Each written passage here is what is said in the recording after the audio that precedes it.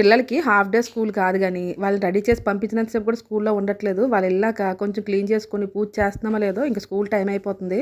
దానికి తోడు మంచి ఎండనమాట. మధ్యాహ్నం 12 ఎండ మామూలుగా ఉండదు. ఆ టైంలో వెళ్లి తేవాలంటే అబ్బో! మామూలుగా ఉండట్లేదు టార్చరు.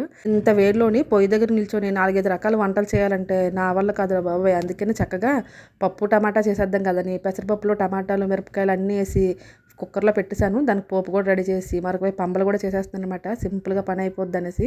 ఎంత సింపుల్‌గా పని చేద్దామన్నా టైం మాత్రం ఆగదు. ఈలోపు స్కూలుకి టైం అయిపోతే మధ్యలో వంటంతా ఆపేసి పిల్లల్ని స్కూలుకెళ్ళి తీసుకొనొచ్చేసి, ఆ తర్వాత మిగతా వంట చేస్తున్నాననమాట. ఈరోజు వంటలోకైతే పప్పు, టమాటా దాంతో నంచుకోవడానికి గవ్వలనమాట. చూడండి పప్పు బాగా ఉడికిపోయింది కదా! చక్కగా పోపేసేసుకున్నాం.